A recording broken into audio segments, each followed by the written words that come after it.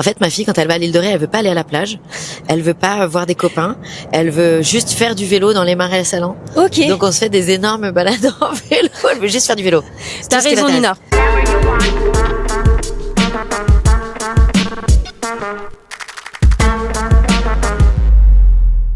Coucou tout le monde, bienvenue dans cette nouvelle interview. Aujourd'hui, j'ai le plaisir de recevoir une nouvelle fois la comédienne humoriste Béatrice Delaboulé à l'occasion de la sortie de son livre. C'est ton tout premier livre, il me semble. Ouais. Mammo Mia, et on va parler aussi forcément de la fin de Tropique Criminel.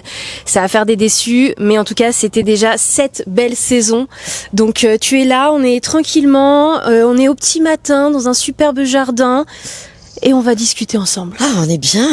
On nous sert des cafés ou Oui, c'est ça, s'il vous plaît, s'il vous plaît. Le 9 octobre sort ton premier roman graphique Mammo Mia, sur un thème qui est quand même assez lourd, le cancer du sein, où tu y racontes ton expérience du cancer du sein, mais t'y ajoutes ta touche d'humour. Pourquoi t'as choisi de rajouter cette touche d'humour? Alors, en fait, c'est pas que mon roman graphique, c'est aussi celui de Bénédicte Voile, et qui est une illustratrice et autrice de Nantes.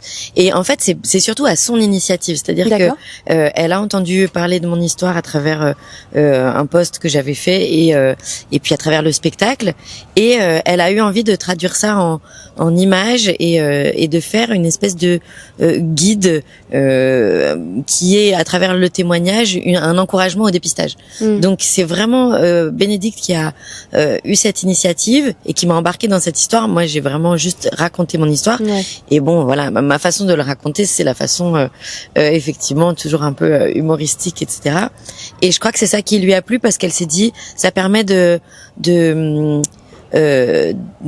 rendre le dépistage plus accessible et d'y encourager avec un peu plus de légèreté peut-être. Ouais. C'est quand même un projet intime, enfin le cancer du sein, je sais que tu en parles dans ton spectacle Héroïne aussi. C'est vraiment donc Bénédicte qui est venue te chercher en se disant en plus ça sort en mois d'octobre, donc pile pour le dépistage du cancer du sein, tout ça c'était vraiment voulu. Ah bah je pense que de la part de First l'édition, oui, il y a une envie de dire Octobre Rose, c'est le mois où on encourage les femmes à aller se faire des mammographies pour se dépister. Donc évidemment que le livre tombe à point nommé à ce moment-là. Oui, il y a une volonté d'encourager des témoignages sur les parcours de cancer. Il y en a malheureusement de plus en plus. Et du coup notre envie c'était de dire peut-être que si on se dépiste de plus en plus tôt, il y aura de moins en moins de longs parcours médicaux, etc. Donc c'est ça l'idée. Après, ça reste un témoignage tout à fait personnel et c'est un guide vraiment pour raconter mon expérience. C'est pas un bouquin scientifique ou quoi que ce soit. C'est une façon de partager et puis aussi pour décomplexer les femmes qui traversent ça parce que quelquefois la maladie c'est malheureusement encore quelquefois un peu honteux. Donc là voilà, c'est aussi une façon de dire il nous arrive des choses, on peut le mieux c'est encore d'en parler quoi. Toi ça t'a rendu plus forte ce cancer-là? Ouais, ça évidemment ça vulnérabilise à un moment donné et quand on a été vulnérable et qu'on se relève, on se sent je sais pas si on se sent plus fort, mais on se sent différent. En tout cas, ça hiérarchise les choses différemment. Ton sens des priorités n'est pas le même, tu vois. Après, moi, vraiment, une fois de plus, ça a été un cancer très court et justement parce que dépisté très tôt et voilà. Et ça reste une expérience qui te fait passer dans un autre univers quoi. Après il y a pas de retour en arrière. Et d'où l'importance du dépistage. Absolument. Vraiment go maman. Rapidement. Quelle place tient l'humour dans ta vie en général et du coup a tenu l'humour dans cette maladie-là du cancer du sein? Je sais, on choisit pas d'aimer l'humour, de le pratiquer. Je pense que voilà, ça vient comme ça. J'ai toujours été un peu le petit clown de la famille, quoi. Ouais, le petit pitre, même en classe et tout. Je pense que oui, t'étais pas la dernière. Non, mais voilà, effectivement, je pense que c'est une façon. Moi, ce que j'aime dans l'humour, c'est un peu ce que disait La Fontaine. Pour citer La Fontaine, nous sommes dans un jardin à La Rochelle. Citons La Rochelle. Citons La Fontaine. La Fontaine, il disait que les fables permettaient c'était d'instruire et plaire, parce que à travers le rire, on fait passer beaucoup plus de messages. Ouais. Donc c'est une façon de communiquer à un plus grand nombre, je crois. Qu'est-ce que t'aimerais que les lectrices et les lecteurs, parce que ça s'adresse pas qu'aux lectrices, ça s'adresse aux hommes aussi, qu'est-ce t'aimerais qu'ils retiennent quoi quand ils referment ce livre? C'est une seule chose qu'ils doivent retenir. Que personne n'est seul dans ces épreuves, qu'on a tous notre lot d'épreuves à traverser, et oui, c'est vrai, j'aimerais juste qu'on se sente moins seul et qu'on se sente voilà, dans un partage d'humanité où malgré les épreuves, on peut quand même se tenir la main et rigoler de tout ça, quoi. Ouais. On va parler de Tropiques criminels. Ça y est, France 2 a annoncé cette triste nouvelle. Oui. C'est terminé. Alors non, la dernière. J'ai une très bonne nouvelle pour vous. C'est que dis-nous tout. Déjà, alors c'est pas terminé là. Oui, on a tourné une saison 7. Oui, en 2026. Qui va être diffusée en 2026. Non, voilà, on a tourné là en 2025. Une saison 7 qui va être diffusée en 2026. T'as tourné cet été-là en 2025, d'où aussi le superbe bronzage, hein, voilà. Absolument. D'où ce hâle impeccable. Ce teint allé incroyable. Donc la saison qu'on a tournée, la saison 7 n'a pas encore été diffusée. Elle sera diffusée. Donc déjà, vous avez 8 épisodes pour vous accoutumer lentement. Et encaisser la nouvelle. Voilà, à cette fin. Mais la bonne nouvelle, c'est qu'il y a une saison 8. Ok.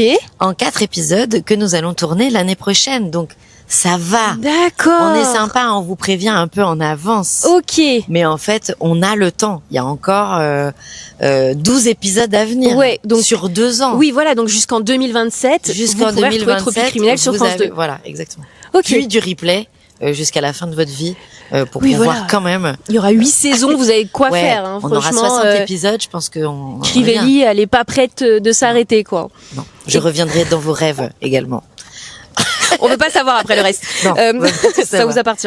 Comment t'as encaissé cette nouvelle? Parce que toi, ça a été quand même une immense partie de ta vie. Oh là là, oui. C'est fou, enfin. J'ai du mal à en parler au passé parce que j'y retourne. Oui. Voilà. Mais tu sais que dans un futur proche, mais moi, ça va je suis comme vous. Terminer. Je me prépare très lentement à cette fin. Comment je m'y. En fait, c'est pas une nouvelle qu'on nous a apprise puisque c'est une nouvelle qu'on a prise. Ouais, c'est une décision des actrices, de la prod, de la chaîne. C'est un peu tous ensemble. Donc une décision vraiment commune, collégiale, raisonnable, de finir en beauté, de finir dans la joie, de finir dans le succès aussi, parce qu'on est effectivement tellement heureux des chiffres et tout ça. Mais voilà, on a eu la sensation qu'on avait aussi fait le tour des aventures de ces personnages, que en tant qu'actrice, on a aussi envie de vivre d'autres expériences. Voilà. Après, je m'y prépare en préparant d'autres projets et puis en créant des liens quand même, en maintenant des liens avec la Martinique, où du coup je développe aussi des projets d'écriture là-bas, de docu, de courts-métrages, de longs aussi. Donc voilà, c'est l'histoire d'amour avec la Martinique n'est pas terminée. Ouais, ce n'est que le début. Ça n'est que le début. Et en parlant de projets, de suite, donc tu parlais de ce côté Martinique, des courts, des longs métrages. Est-ce que tu as d'autres projets, ton spectacle Héroïne, qui repart là de plus belle? Oui, mais lui aussi, il va bientôt se terminer. Non, là, je suis repartie pour une 40aine de dates. Bon, il y en aura peut-être encore quelques-unes sur la saison prochaine.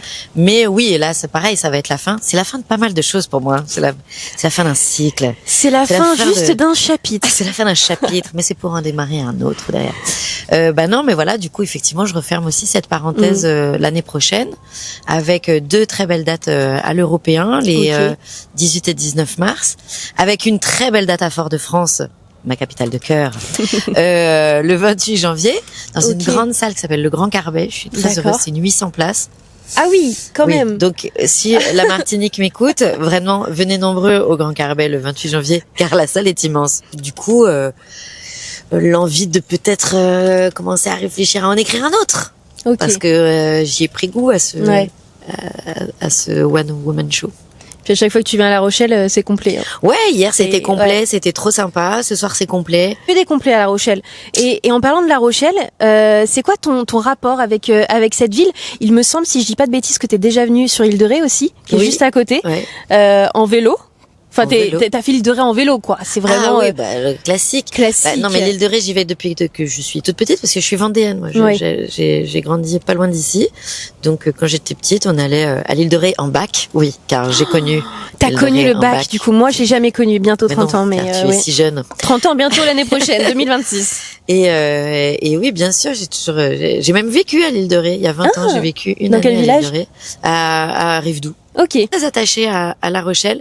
Quand j'étais petite, j'habitais à Fontenay-le-Comte. C'était ici qu'on venait faire nos courses de vêtements, parce qu'il n'y avait pas beaucoup de choix à Fontenay. Donc pour moi, La Rochelle, c'était la grande ville. J'adorais venir ici. Et donc je reviens aussi souvent que possible parce que je trouve que la lumière est unique ici. J'arrive et la lumière de La Rochelle me fait un effet spa instantané. Avec son teint allé. Voilà. Et j'adore La Rochelle, je m'y sens très bien. Je suis ravie à chaque fois d'être invitée au festival ou de venir jouer ici. C'est mon frère est un peu jaloux, il m'a dit que je suis partie à La Rochelle, il m'a dit "Attends, tu vas bosser à La Rochelle? Mais t'as trop de bol." Et voilà. Plus sous un soleil magnifique. Exactement. Là, on a toutes les choses réunies. Et si je te demande juste ton endroit préféré sur l'île de Ré? Sur l'île de Ré, mon endroit préféré, il y en a plein, hein. Mais je crois que c'est les marais salants entre les Portes et Ars. Là, j'adore cette balade. Et ma fille aussi. En fait, ma fille, quand elle va à l'île de Ré, elle veut pas aller à la plage. Elle veut pas voir des copains. Elle veut juste faire du vélo dans les marais salants. Ok. Donc, on se fait des énormes balades en vélo. Elle veut juste faire du vélo. T'as raison, Nina. Il faut faire. C'est ce qu'il faut faire. Et donc, le vélo, c'est la vie. Et elle me rappelle cet émerveillement à chaque fois. Donc, effectivement, on se fait des longues balades silencieuses dans les marais et c'est assez magique. Ok, ben merci beaucoup Béatrice pour ton temps. Il y a mon avion pour Il y a ton avion, tout à fait, pour Fort-de-France. Les 800 places, faut les remplir, donc elle va aller faire un peu de promo. 28 janvier, mais 28 janvier. Carbet.